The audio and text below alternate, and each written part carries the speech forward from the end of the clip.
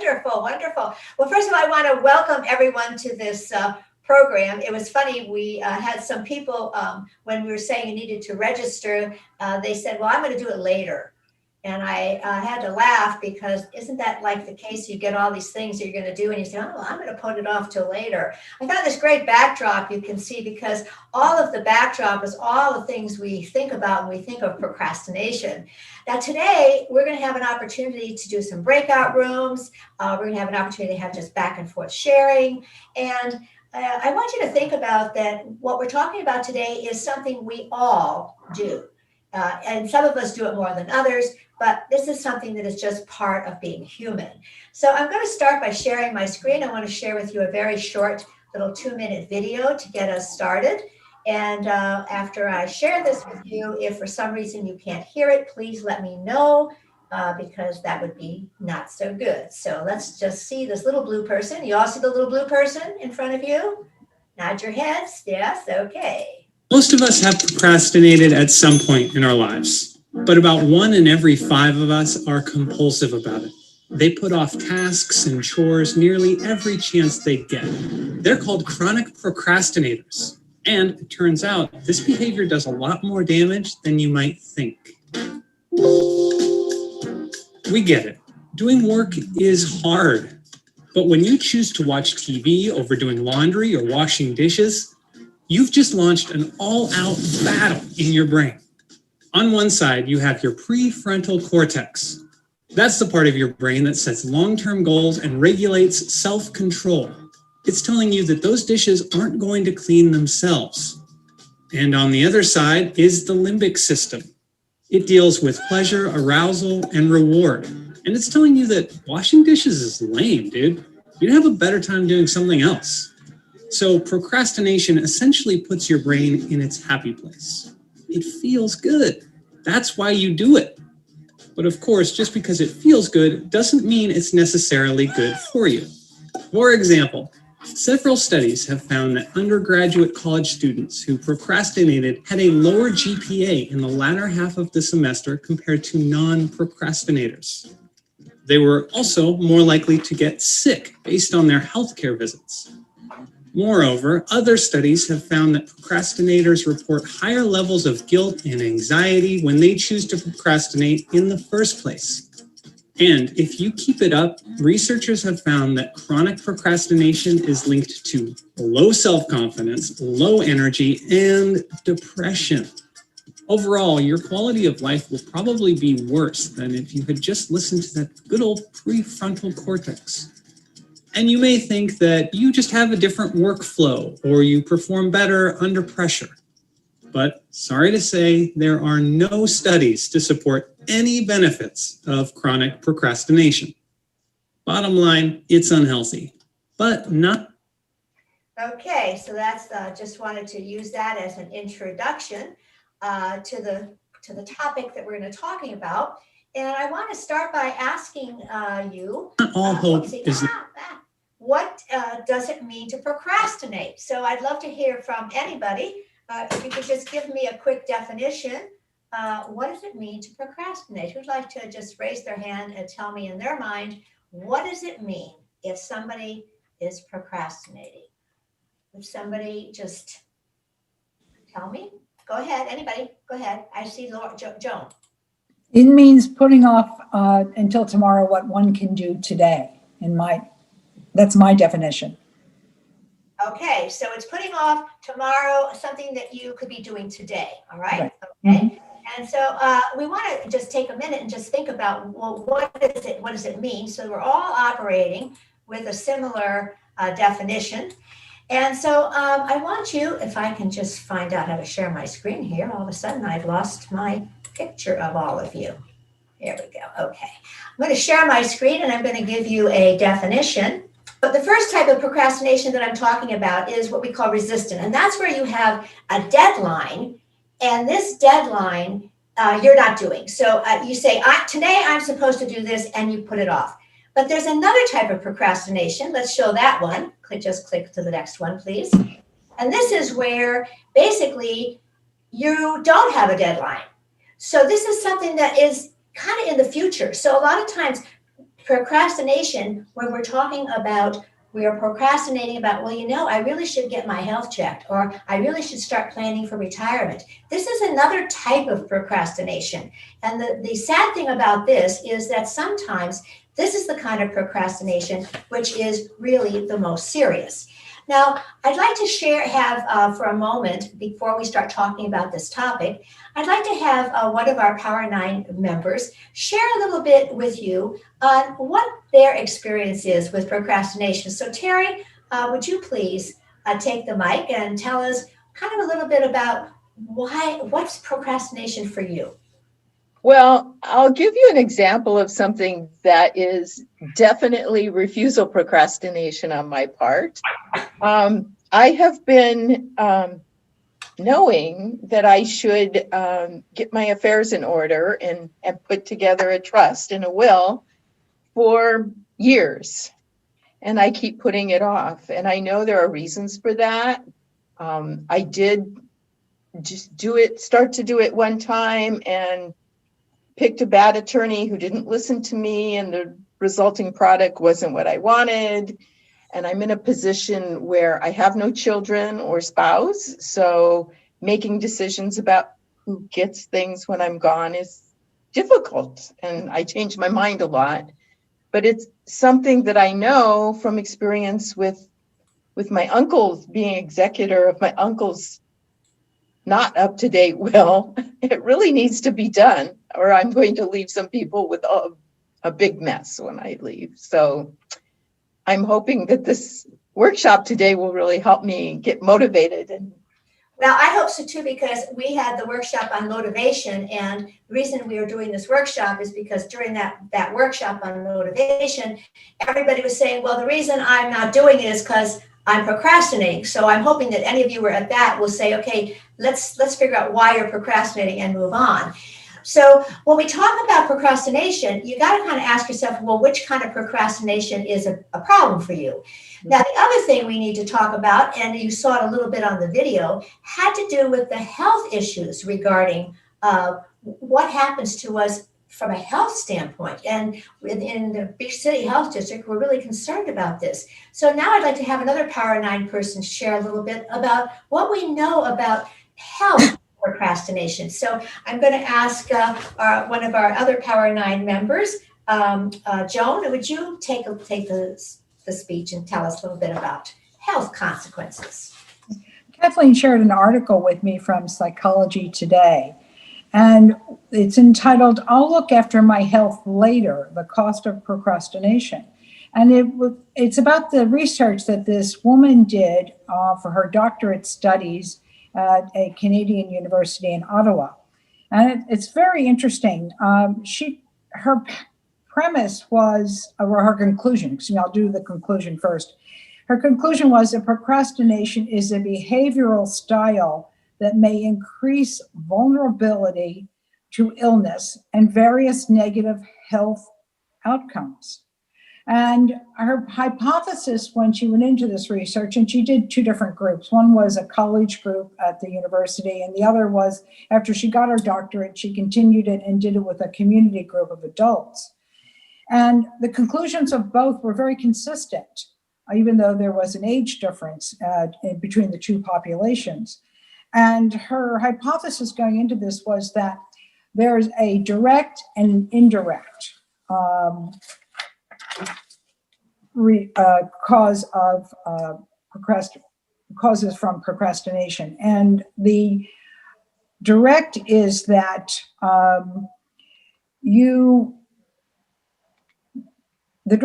stress results from not doing the activity. And that a result of that also is the immune system can be affected. The indirect says, okay, my procrastination is that I will delay doing things that are healthy for me, like exercise or a healthy diet. And I will promote doing things that are bad for my health, such as delaying my annual medical appointment or my medical appointments or dental appointments that I need during the year. So all of her research she went through these questionnaires with the two groups, and her conclusion was that it's actually stress, the direct reason. Stress accounts for the variation between good health and bad health for procrastinators.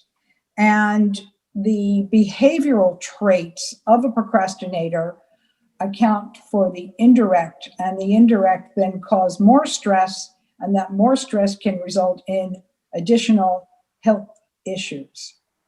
So I thought it was very interesting. I had never thought about this before, and that you could actually end up with a lot of health issues.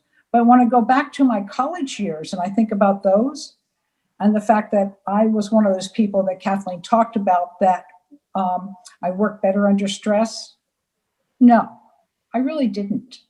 And I did get sick a lot because I didn't eat well, I didn't sleep well. And so looking back, I can see that I did things that weren't good for myself because I procrastinated. Okay, all right. So hopefully we've made at least a little bit of a case that if we really care about health and we care about not being stressed out, knowing how to overcome any kind of procrastination is key. But I want to find out in the room here a little bit about you. So I'm going to launch a poll here. And what I'd like you to do is I'd like you to take a look at this poll. And I'd like everyone to answer the question, how much do you procrastinate? And you can choose one of these choices. So you can just kind of go into the poll, if everybody could please do that. And I'd like to kind of see whether or not there's a difference between pre-COVID or after COVID. And maybe we even have some people that are on this call that really don't have an issue with procrastination and really actually can share something with us today. And while they're polling, Jacqueline, I'm going to want you to go to slide 9, where it says the health costs, please. Okay, let's see what we got here. So it looks to me like there's actually a number of you actually procrastinating now more than before COVID. But some of you say, I've always been a procrastinator. So this is interesting. I'm going to be just so that you're aware. And actually, this is really good because no one said I have lots to share on how to overcome procrastination. Perhaps you said that so that you don't have to be called on today. So it looks like we have a whole group of people who are actually people who have some reason for being in this meeting today. All right, so what I'd like to have you do is I'm going to share my screen again, and just to kind of highlight what we just talked about when we heard Joan, is that it not only hurts your work to be a procrastinator, but it seriously can damage your health. So I want us to talk a little bit about why being a procrastinator does not mean that you are lazy or you have some fatal flaw. Could you show the next slide, please? I think you have to be aware that when you talk about procrastination, you have to be aware that it starts in the brain. And as you might know, if you know anything about the brain, you have the thinking brain, which is the cerebral cortex. That's the part of the brain where you are rational. And it's the rational part that says, I should be putting together my retirement plan, or I should get my health checked, or I should do this activity. Right? That's the rational part. But we also have part of our brain, the feeling brain. It's kind of that limbic part of the brain. And sometimes they talk about it like that's the fun part of the brain. And you saw in the video, that's the part of the brain that says, yeah, but I want to have fun. I don't want to do this. I'll do it later. And so there's always a conflict between the thinking part of your brain and the feeling part of your brain. And that's why when people are procrastinating, they have to get out of the feeling part of their brain and move to the thinking part of the brain if they're going to make any progress. So if we turn to the next slide, there's actually a 4-step process for overcoming procrastination. And I'm going to share this with you, but then the bottom line is you have to decide whether or not you want to do anything. The first step is you have to develop awareness. And that awareness is, I am procrastinating. So it's just that mental moment where you say, you know what, I should be doing this, or you start to feel guilty because you're not doing something. That's the awareness. And then the second step is, you have to assess what is going on. Why am I procrastinating? And so I'm going to do a little poll again with you. And so let's see if we can get rid of this poll. And I'm going to go to the next one. And now this poll, what we're going to look at is, why do you think you are procrastinating? And I'm going to ask you for what reasons, and you can choose multiple reasons here. It doesn't have to just be one choice. So think about, and it might be different. Different things could be different reasons, but think of kind of the reasons why you think you procrastinate. Overwhelm, afraid of success. Just go through this list and take this poll.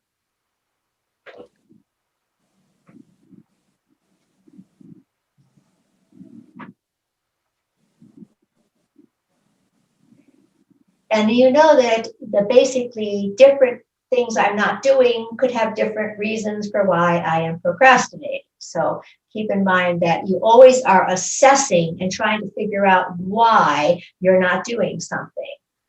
Okay, let's see what we want. Okay, I think we've got almost everybody.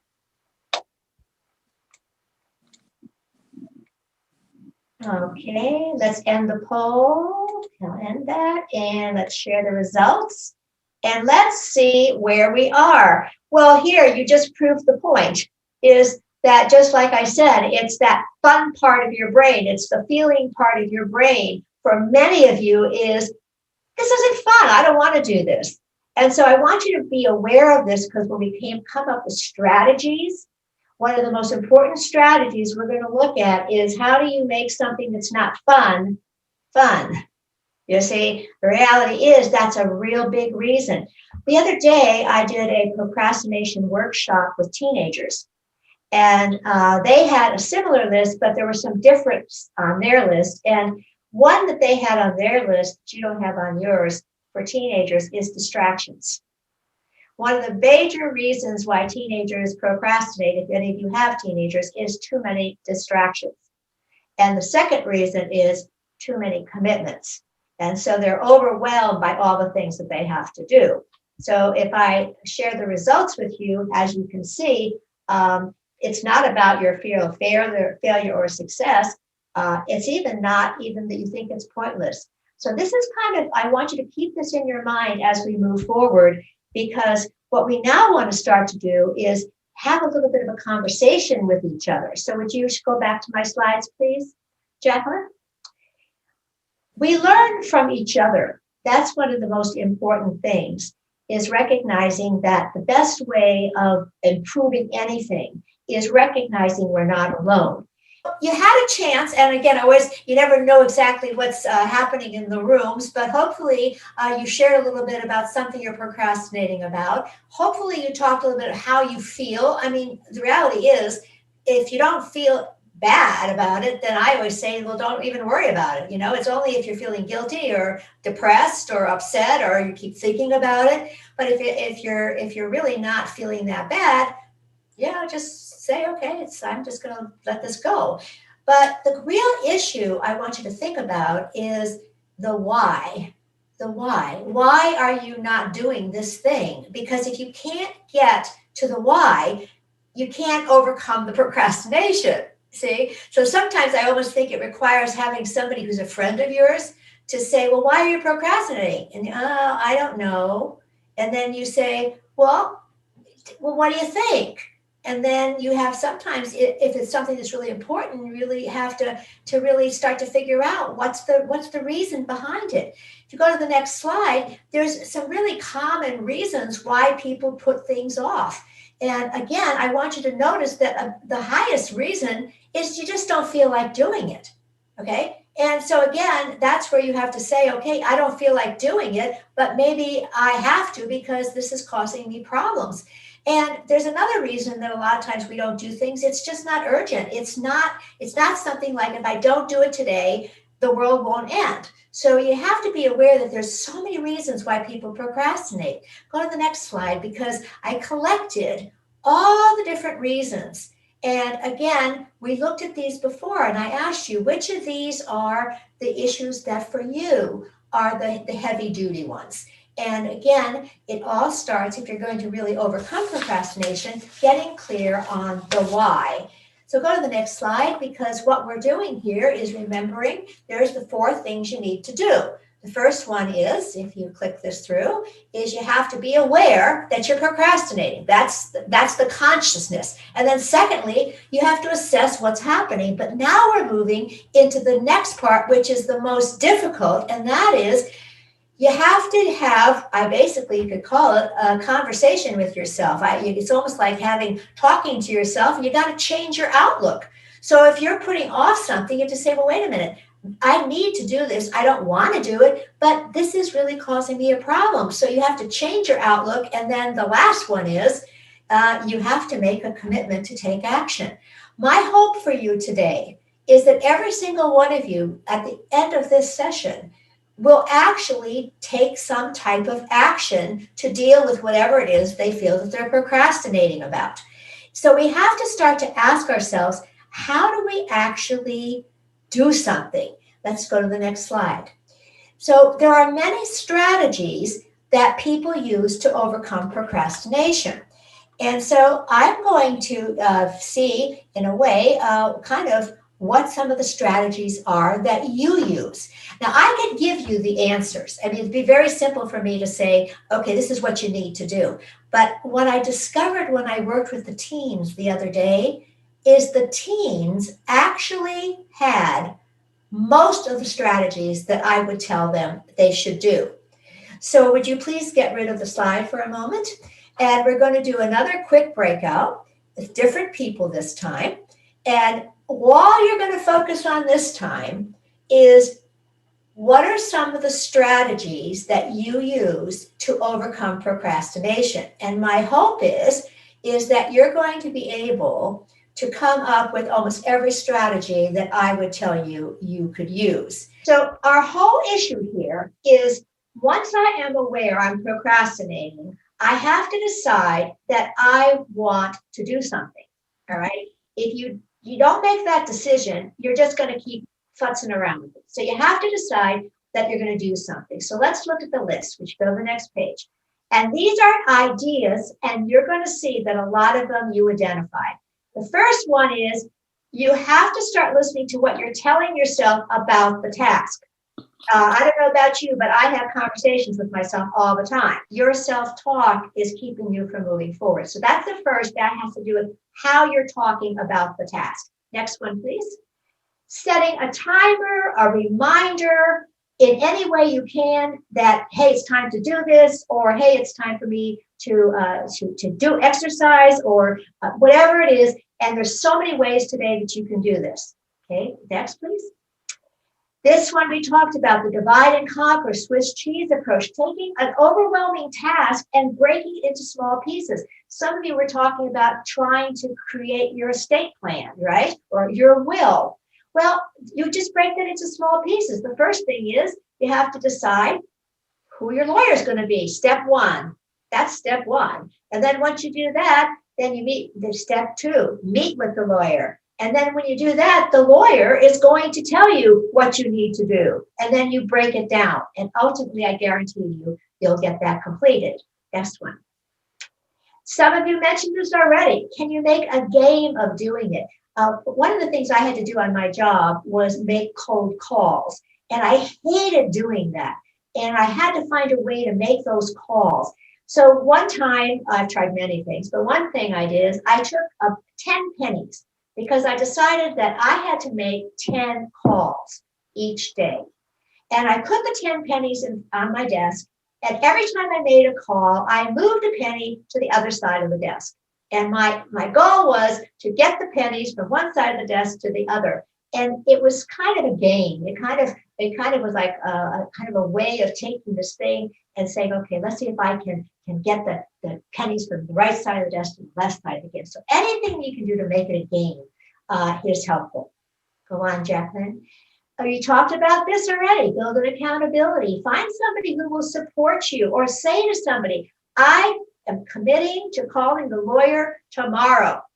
Please call me to see if I did that. Okay, go ahead. Reward yourself. Every small step you take, it should be rewarded, acknowledged. Maybe it's a pat on the back. Maybe it's some kind of, I'm going to go out to dinner. Maybe it's a piece of chocolate. I don't know what, or maybe it is. Some of the kids the other day said how they reward themselves is they get to spend more time on YouTube, watching YouTube videos. I mean, again, finding a way to acknowledge that you've done it. All right. This is something that I do a lot. I connect the thing I don't like to do with something that I'm enjoying. I don't know about you, but I am on a lot of Zoom calls and videos where I'm listening to people talk about stuff.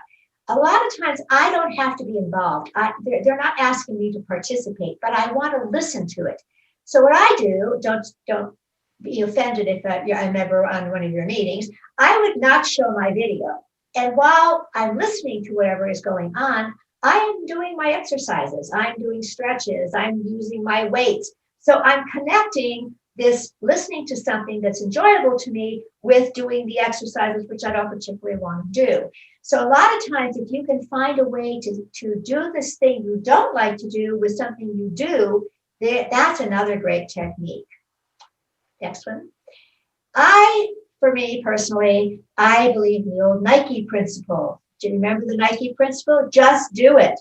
Sometimes, you guys, you got to say, I am tired of procrastinating about this. I am tired of putting this off. Today, I am just going to do it. I'm not going to let myself off the hook. So that's just putting it on automatic. Sometimes people do this with things like they want to exercise. So they say, okay, every morning when I get up, after I eat breakfast, I am just going to go and take a walk around the block. I'm not going to think about it. I'm just going to do it. So for some people, that is a strategy. Next one. This one I think is a really good one because a lot of times you want to connect some things with a goal. And that is really establishing clear goals about, I guarantee that by the time this month ends, I will have accomplished these things. And the only thing I suggest is if you're going to establish goals, that you need to be realistic, okay? One of the problems a lot of people have is they overestimate or they underestimate how long it takes to do things. I find that especially true with the teenagers when I was talking to them yesterday, is they're kind of thinking, oh, it shouldn't take me that long to do this. And they really underestimate the time it takes. Now, you gave me ideas. Here's another whole set of ideas. And if you think about it, the reality is it's not because we don't have strategies and ways to overcome procrastination. It's really you convincing yourself and talking to yourself and getting the rational part of your brain to decide that you don't want to procrastinate any longer. Would you go to the next slide, please? So again, to kind of summarize all of this, I want to remind you of, again, the 4-step process. First of all, if you are not doing something, you got to say, I'm procrastinating, okay? I assess what's happening. Why am I doing this? How is it making me feel? It could just happen really quickly in your head. Start to work on your outlook. Decide you're not going to procrastinate any longer. And then, of course, this is probably the most difficult, is committing to saying, I'm going to take action. Now, what I'd like to do before we do our last step for today, could you bring me back to the main group again, please? I want you to think about some of the things we've talked about. And I want to see if there's any questions anyone has about anything we've talked about, or anyone that would like to make a comment on anything that we've talked about at this point. Oh, yes. Oh, yeah. The reality is that, again, people have years of habit of kind of letting themselves off the hook in a way, right? And if you think about it, learning to not be a procrastinator is a skill. It's a skill. And so a lot of people don't realize that, wait a minute, they're not even aware that they're really doing it and it's bothering them. And then they just leave it there. They don't just say, okay, now what's the next step? So yes, you have to be gentle with yourself and realize that you have to, give yourself a break. Yeah. All right. Any other comments or thoughts? Thank you. Yes, go ahead. Yes, I see Marlene. I'm so glad you brought that up because one of the things I've had on my list is that people who are perfectionists, that's why they don't start something because they go, I can't start this because if I do it, I got to do it perfectly, right? So they kind of scare themselves that if I don't have enough time to really do it perfectly, then I'm not going to do it. So they're always waiting for the time when it's going to be perfect, right? So if you're a perfectionist, and this tends to be certain people are more perfectionistic than others. So the first is being aware, I am a perfectionist. That's the stumbling block for me. That's the awareness part. And then the next one is saying, okay, I'm just going to start this and it may not be perfect. Okay, so that's where you start to talk to yourself. I'm going to get it started, and it may not be perfect. See, I think your biggest strategy to deal with perfectionism is your self-talk. Okay, but that is a big stumbling block for a lot of people because, well, when I have 4 hours, I can do it because then I can do it well. Well, then they never do it. So it's again, having to realize that it doesn't have to be perfect, just get started. Okay, and I guarantee you, perfectionists, once they get started, it will be perfect because they're perfectionists. They just have to get started on it. It's not going away.